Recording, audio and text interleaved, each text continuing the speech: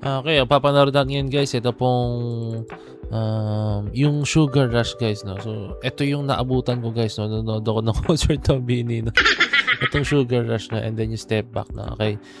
Panoorin natin guys, no. Actually, hindi ko masyado panood yung full choreography nito, no. Pero ngayon ko pa lang papanood yung full choreography nito guys. So, tara. Kaya gusto ko rin yung mga live performance. Okay, let's go.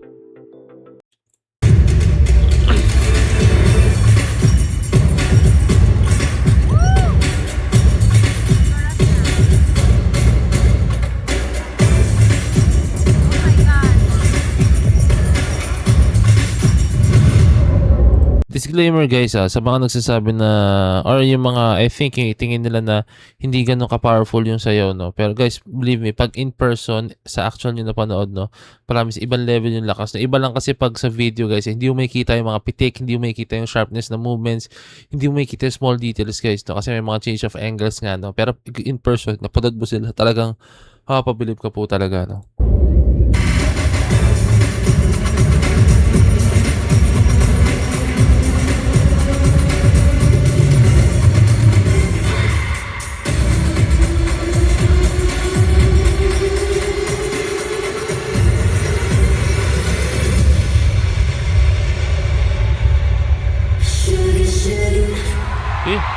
Sugar Rush.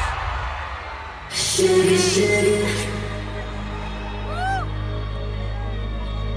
my God.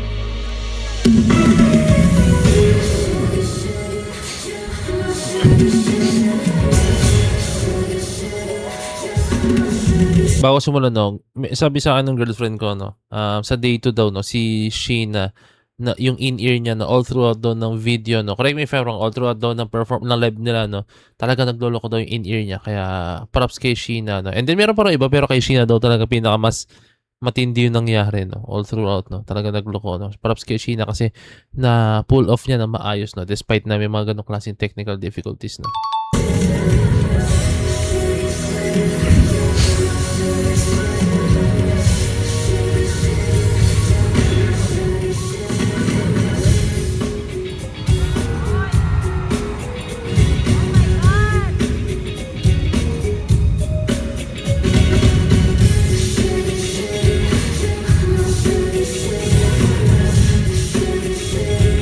Okay, ganda ng choreography.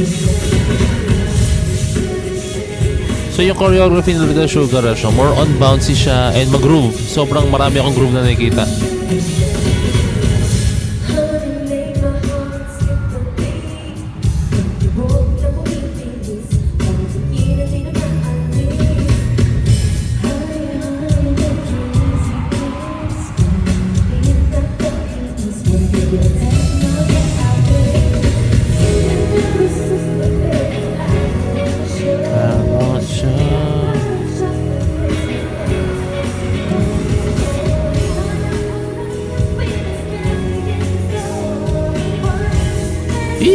Shuffle.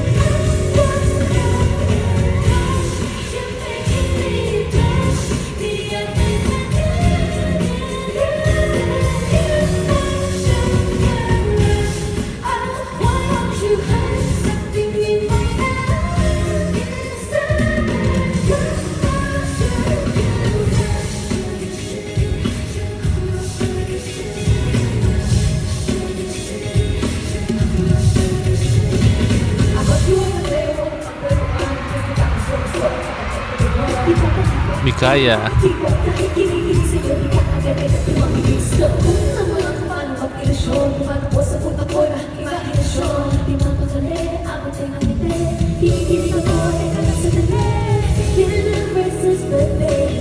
don't want to show.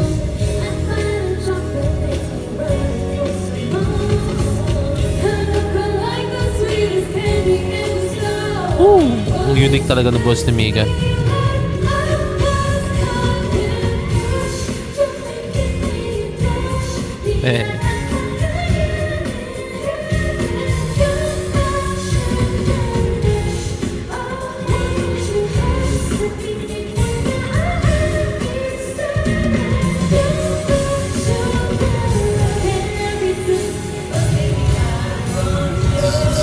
So dito medyo naging hard hitting yung choreography nila.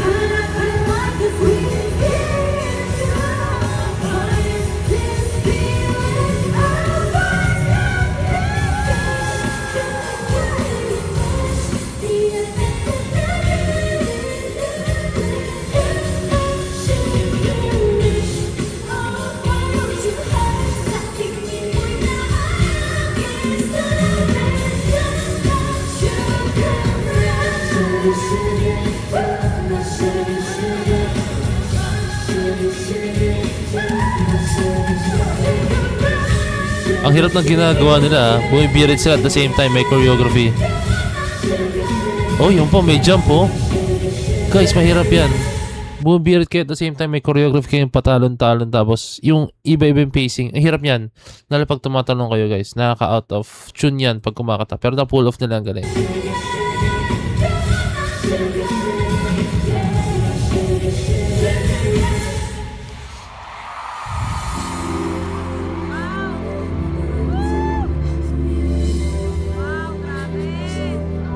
Wow, grabe. May gumano sa audience. Oh my God. Woo!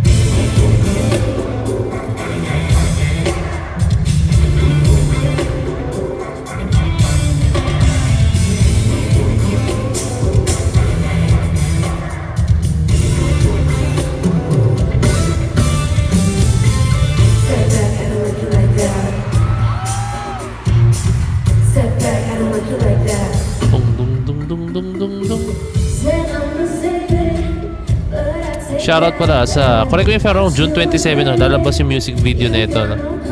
Step Back.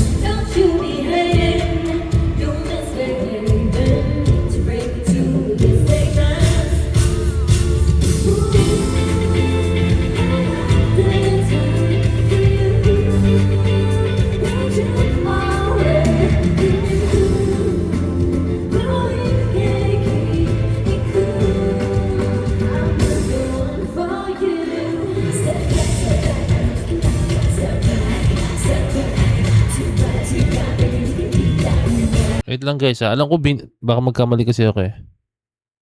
Mini Step Back music video. June 27 nga. Tama ako. Bigla ako sinerge ko na para sure eh. Okay, go.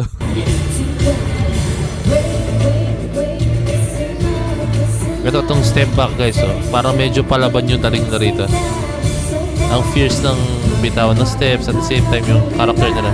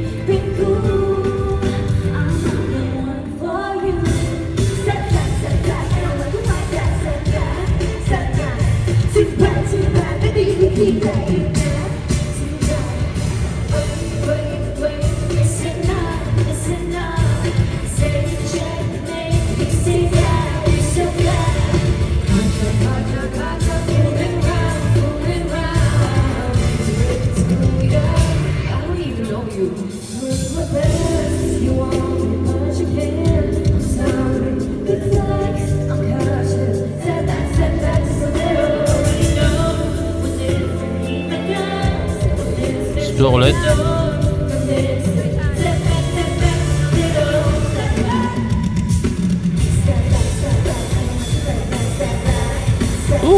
Lakas.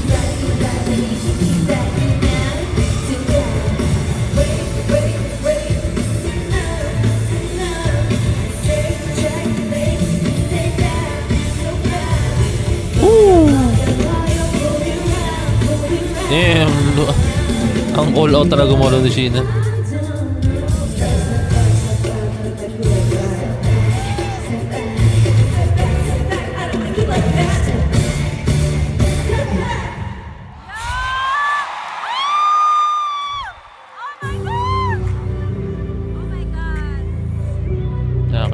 part. Ito yung part na parang meron silang ano eh, I think parang 5 to 10 minutes din yata to. Parang merong moment na ganyan na more on music lang siya. Tapos, kasi pahinga nila yan or may mga gagawin sila kung ano naman para sa next performance. No? Siyempre, ano rin yun, kumbaga, CR break din at the same time. No? Pero yung iba, based on my observation, no, hindi nakapag-CR break yung iba. Kasi ang hirap din talaga gumanon pa, lakad pa. No? So, well, Step Back and Sugar Rush, no, magkaibang vibe sila ng kanta pero at the same time ayun yung nakasama sa Signals po talaga na album ng Beanie, no? And then yun, solid ang performance nila, no? And then isa sa nagustuhan ko rin guys sa Sugar Rush is yung choreography nila is hindi siya nag-focus siya more on sa grooviness pero sa groove pero may time na meron silang mga hard-hitting steps yun, no? Kumbaga binali rin nila para hindi siya, alam mo yun, hindi mayroon din siyang texture, no? Hindi lang puro ganyan and then ginagawa nila ng texture guys, no? So yun, solid na. And then Step Back, ano na fierce talaga yan, pero abangan natin yung kanilang MV sa June 27 po guys, no? And yun, sana magawa ako ng reaction video no, kasi ako yung bibiyahe nun Patacloban. Yun, meron kaming agenda naman sa office, no, sa company, no. So yun, very very soon sana makapag full time tayo sa pag YouTube na. Let's go na. Hindi naman imposible yun, basta try natin. So yun na guys, maraming salamat. So this is Point of View signing out. Peace. Let's check.